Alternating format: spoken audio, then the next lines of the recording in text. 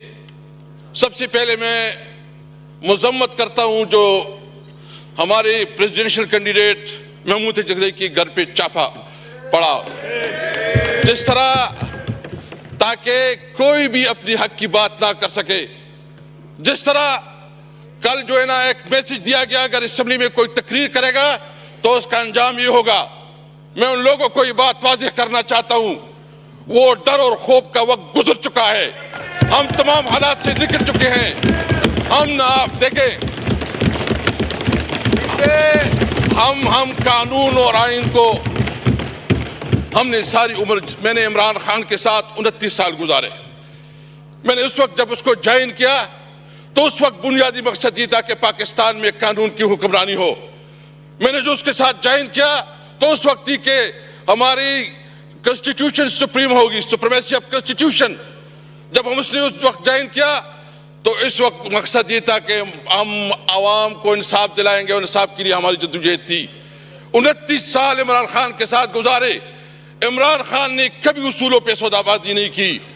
ان کے لیے آسان تھا کہ وہ بھی ایگریمنٹ کرتا، ملک سے باہر چلا جاتا، لیکن اس نے نہ وہ بھاگا ہے اور اس نے ڈٹ کے مقابلہ کیا۔ اس نے تمام آفر کیے اور انہوں نے فیصلہ کیا ہے کہ وہ اس ملک میں رہ کے حالات کا مقابلہ کریں گے۔ میں آپ کو کہتا ہے کہ انشاءاللہ تعالی نہ ہمارا لیڈر جھکے گا نہ ہم جھکے گے انشاءاللہ تعالی۔ اگر کسی کا یہ خیال ہے کہ عمران خان اس قسم کے ہتھ کنڈوں سے وہ کسی اس کے اوپر آ جائے گا، کسی آفر کو قبول کرے گا یا کوئی کمپرومائز کرے گا، کوئی کمپرومائز نہیں ہوگی۔ ہمارا وہی مقصد ہے کہ پاکستان کے اندر قانون کی علم برداری ہو، آئین بالادست ہو، ملک میں ہم آزاد جوڈیشری چاہتے ہیں۔ تو اس لیے میں آج یہ واضح کرنا چاہتا ہوں، اگر کسی کی غلط فہمی ہے، یہ جو لوگ آئے ہیں یہ سارے کندن بن گئے، کندن، اس میں کوئی ڈرنے والا نہیں ہے۔ میں اس سیٹ پہ جناب اسپیکر، میں اس سیٹ پہ رہا 3 ساڑھے 3 سال۔ میں نے جس طرح توہین اور تضحیک کی گئی، گھروں پہ چھاپے پڑے،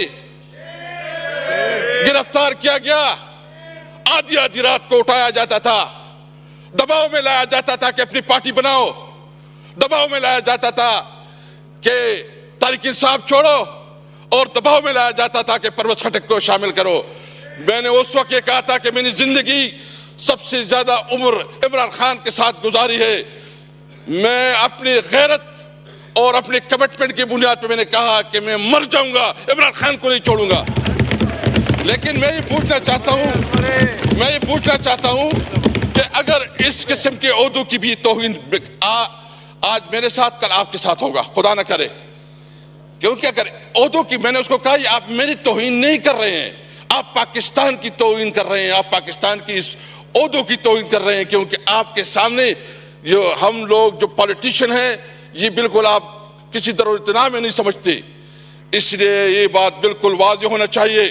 اور میں ایک اور بات بھی کرنا چاہتا ہوں کہ یہ صرف ابھی نہیں، ابھی ہماری شروعات ہو چکی ہے۔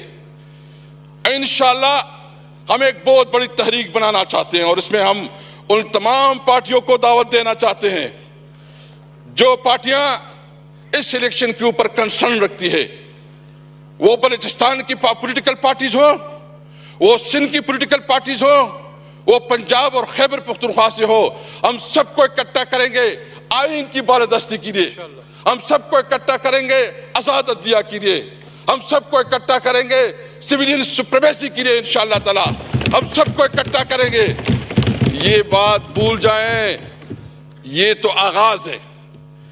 یہ جہاں بیٹھے ہیں فارم 47 والے، میں بہت معذرت سے کہتا ہوں، ان کو اپنی بیوی اور اپنی بچی بھی میں نہیں سمجھتے، ان کو پتہ ہے، ان کی اپنی ضمیر بھی، ان کو جو کراچی میں ہمارے مینڈیٹ پہ ڈالا گیا ہے، ڈاکہ ڈالا گیا ہے، ان سے پوچھیں، ان کو پتہ ہے کہ وہ ہارے ہوئے ہیں۔ جو اسلام آباد سے ہیں ان کو پتہ ہے کہ وہ ہارے ہوئے ہیں، جو پنڈی ڈویژن سے ہیں اس کو پتہ ہے کہ وہ ہارے ہوئے ہیں۔ اس نے جو وزیراعظم بنایا کیا، اس وزیراعظم کی کوئی سے ہے، اس کی کوئی ویلیو ہے، اس کی کوئی اخلاقی قوت ہے؟ میں یہاں صاحب سے پوچھنا چاہتا ہوں کہ تھوڑی آپ کے اندر کوئی ضمیر جاگ رہا ہے کہ نہیں جاگ رہا؟ کوئی شرم، کوئی چیز محسوس ہو رہی کہ نہیں ہو رہی؟ آپ کس قسم کی جو ہے نا اس ملک کو اس بحرانوں سے نکالیں گے؟